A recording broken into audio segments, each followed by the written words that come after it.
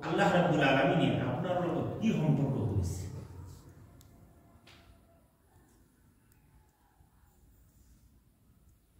তেতিয়া এই আল্লাহর ওলিজনে দুনিয়াত থকা জিন্দা আল্লাহর ওলিজন বলে মোর লেখাপড়ার জিন্দগি পূর্বুয়া জিন্দগি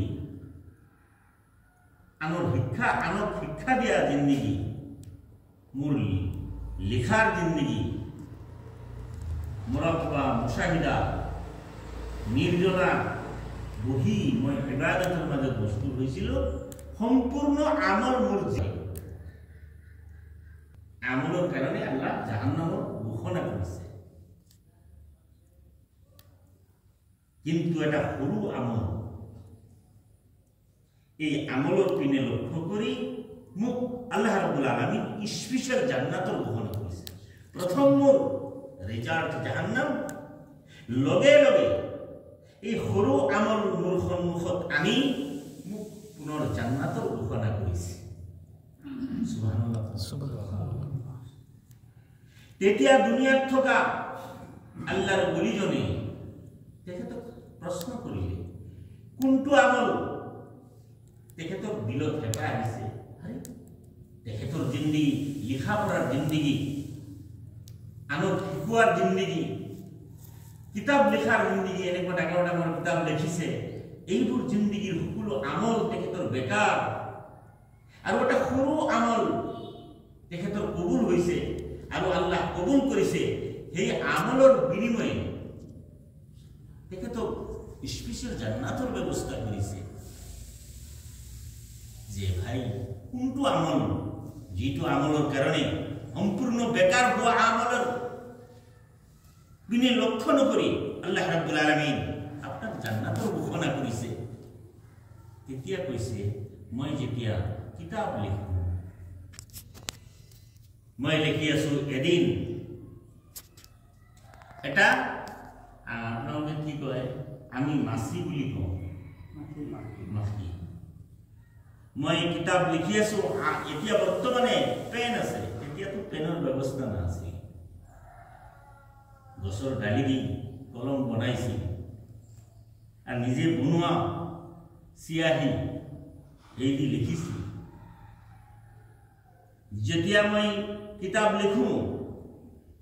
লিখি আছো এই সময়ত এটা মাখি আহি এই মোৰ কালে মানে চিয়াহিৰ দোৱাই তাত আহি বহি গ'ল যেতিয়া বহি গ'ল আৰু তেখেতে আহাৰ কৰি আছে খাই আছে এই সময়ত মই মোৰ কলম হাতত ৰাখি মই অলপ ধৈৰ্য ধাৰণ কৰিলোঁ চুবুৰ এখতিয়াৰ কৰিলোঁ মই কলম তাত দিয়া নাই যিহেতু ইয়াত মাখি বহিছে আৰাম কৰি আছে যদি দিওঁ তেন্তে হলে সি উঠি যাব তাৰ আৰামটো মানে আৰামৰ পৰা সি কষ্ট পাব মই এই এটা আল্লাহৰ সৰু মখলুকাতৰ ওপৰত কি কৰিছো মই চিলা ৰহমি কৰিছো ৰহমত কৰিছো দয়া কৰিছো মায়া কৰিছো আল্লাহ ৰাব্বুল আলামিন এই দয়া কৰাৰ কাৰণে মুখ জান্নাতেৰ ঘোষণা কৰেছে সুবহানাল্লাহ সৰু পুৰা কিতাবৰ মাজত আপোনালোকৰ ইমাম সাহেবে পঢ়াই মক্তবৰ মাজত जमीन वाला पर रहम करो आसमान वाला तुम पर रहम करेगा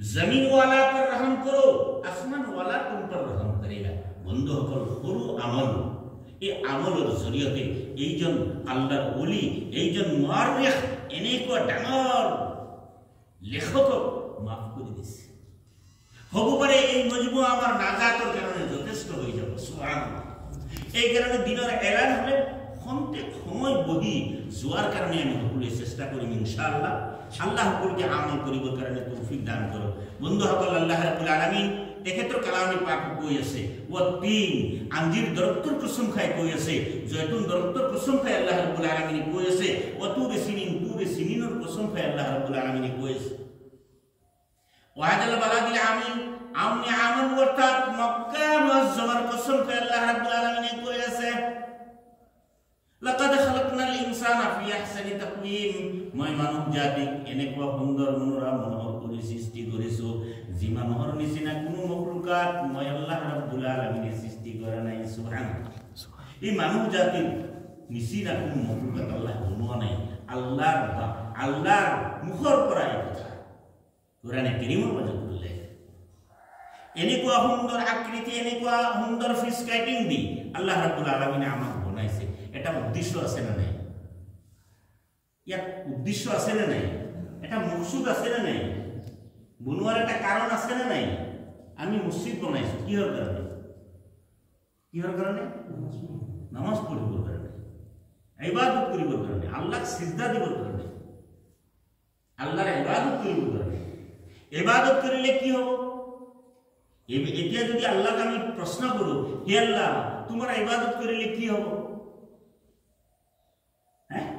আল্লাহ এই প্রশ্ন যদি আল্লাহ করো তেতিয়াহলে আল্লাহ তার আনসার দিছে, ফাদখুলি ফি ইবাদি। তুমি যদি ইবাদতের মাঝে দাখিল হই যাওয়া, ইবাদত করা, মোর বন্দেগী করা, ফাদখুলি ফি জান্নাতি, মই আল্লাহ তোমাক জান্নাত দান করিম। সুবহানাল্লাহ। ইমান ফেসিলিটি, ইমান অফার, ইমান বোনাস দিয়ার পিছতো আল্লাহ রাব্বুল আলামিন অত্যন্ত আদরের সৈতে আমাক কৈ আছে, ফাদখুলি ফি ইবাদি, তোমালোকে ইবাদতের মাঝে দাখিল হই যাওয়া, মই আল্লাহ তোমালোকক জান্নাত দান করিম। সুবহানাল্লাহ। জান্নাতের মাঝে তোমালোকক দাখিল করে দিম। তো বন্ধুসকল, আল্লাহ কোরআনে কারীমত কি কৈছে? উদ্দেশ্য কি? এই মসজিদ বনাইছো, এটা উদ্দেশ্য আছে, সিজদা কৰিবৰ কাৰণে, ইবাদত কৰিবৰ কাৰণে। এটাই নাকি উদ্দেশ্য? না, মসজিদ বনাইছো আল্লাহর ঘর, জান্নাতের টুকরা। দুনিয়ার মসজিদ জান্নাতের টুকরা। যিজন ব্যক্তির সম্পর্ক জান্নাত, যিজন ব্যক্তির সম্পর্ক দুনিয়ার মসজিদের লগত থাকিব, সেইজন ব্যক্তি জান্নাতের মাজত যাব। সুবহানাল্লাহ। হাত কিসিম ব্যক্তি জান্নাতত, মানে কাল কিয়ামতের দিনা, যি দিনা নাই নাকি রসুল নবী সকলে ইয়া নাফসি করব, ভয়ঙ্কর দিন হব, অত্যন্ত কষ্টদায়ী দিন হব। ইয়াউমুল কিয়ামা, ইয়াউমুল জাযা, ইয়াউমুল হাসর, হাসরের ময়দান যেটো হব, এই দিনে কোনো ছায়া নাথাকে, উপরত কোনো ছাট নাথাকে। এই সকল ব্যক্তির উপরত এটা ছায়া হব। যিজন ব্যক্তিয়ে মসজিদের লগত সম্পর্ক রাখিছিল, ফজরের নামাজ পড়ি ঘরত গৈছে, কিন্তু টাকাটা পূরণ কৰিবৰ কাৰণে লড়া ছোৱালী, খেত খামার, দোকান মুকান, বিজনেস সব আছে, তার কারণে অলপ ওলাই গৈছে, কিন্তু জোহরের আজান হওয়ার আগতেই তাকে গুচি আহিছে, মসজিদলৈ গুচি আহিছে। জোহরের পিছত গৈছে, কিন্তু আসরের আজান হওয়ার আগেই কি মসজিদত গুচি আহিছে। অর্থাৎ তার সম্পর্ক, তার তালুকাত মসজিদের লগত আছে। সেইজন ব্যক্তি কাল কিয়ামতের দিনা এই আরশের তলত স্থান লাভ করিবে। সুবহানাল্লাহ। তো মোহতরম আজিজ দোস্ত, আল্লাহ সকলকে আমল করিবার কারণে তৌফিক দান করব। তো আল্লাহ ইবাদতের কারণে আল্লাহ কোরআনে কারীমত কৈ আছে, আমি এনেকুৱা সুন্দর করে তোমালোকক সৃষ্টি করিছো কিহর কারণে? ওয়ামা খালাকতুল জিন্না ওয়াল ইনসা ইল্লা লিয়াবুদুন, মই মানুহ জাতিক আৰু জিন জাতিক সৃষ্টি কৰিছো মোৰ ইবাদত কৰিবৰ কাৰণে, মোৰ বন্দেগী কৰিবৰ কাৰণে, মোৰ ওয়াহদানিয়তৰ সাবিত কৰিবৰ কাৰণে। আন কোনো মকসুদ লৈ মই আল্লাহ ৰাব্বুল আলামিন এই মানুহ জাতিক, জিন জাতিক সৃষ্টি কৰা নাই, ইবাদতৰ কাৰণে সৃষ্টি কৰিছো। হে দুনিয়াৰ মানুহ, তোমালোকক মই ইবাদতৰ কাৰণে, এটা আমল কৰিবৰ কাৰণে, এটা কৰ্ম কৰিবৰ কাৰণে সৃষ্টি কৰিছো। কিন্তু তোমালোকৰ হেল্প কৰাৰ কাৰণে, তোমালোকৰ স্কট হিচাপে, তোমালোকৰ মানে তোমালোকক সহায় কৰিবৰ কাৰণে মই লক্ষ লক্ষ 18,000 মখলুকাত মই সৃষ্টি কৰিছো। 18,000 মখলুকাত, 18,000 মখলুকাত সৃষ্টি কৰিছো মাথোন তোমালোকৰ কাৰণে। তো মোহতৰম আজিজ দোস্ত, আল্লাহ সকলকে আমল কৰিবৰ কাৰণে তৌফিক দান করুন। তো সকলে ইনশাআল্লাহ ইবাদত করিম ইনশাআল্লাহ। কিন্তু আমি ইবাদত করিম, আমার ঘরত 5 জন সদস্য যোগ্য ইবাদত কৰিব লাগে, কিন্তু কৰা নাই। তেখেতসকলক কিন্তু দাওয়াত দিম। আৰ প্ৰত্যেক ঘৰেৰ পৰা যদি গোটেই পুরুষ মানুষ, বালিক লড়া বা ব্যক্তি মসজিদত আহে,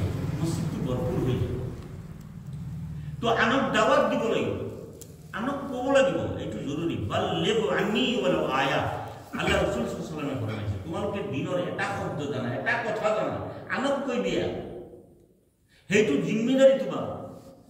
যেতিয়া আমি কম তেতিয়াহে আমি নাজাত পাই যাম, নহ'লে কাল কিয়ামতৰ দিনা আল্লাহ যেতিয়া প্ৰশ্ন কৰিব তাৰ আনসাৰ দিয়া আমাৰ কাৰণে জটিল হ'ব। সেই আনসাৰ সহজ হোৱাৰ কাৰণে আমাক কি কৰিব লাগিব? আনক দাৱাত দিব লাগিব, নিজৰ ল'ৰাক দাৱাত দিব লাগিব, ছোৱালীক দাৱাত দিব লাগিব, ঘৰৰ সকলো সদস্যক দাৱাত দিব লাগিব। বাৰ বাৰ আমাৰ ক'ব লাগিব, বাৰ বাৰ আমি কৈ থাকিম, বাৰ বাৰ কৈ থাকিম। হা, তেখেতসকলে যদি অহা নাই, নামাজত থিয় হোৱা নাই, তেখেতসকলে ফাঁচি যাব। আমি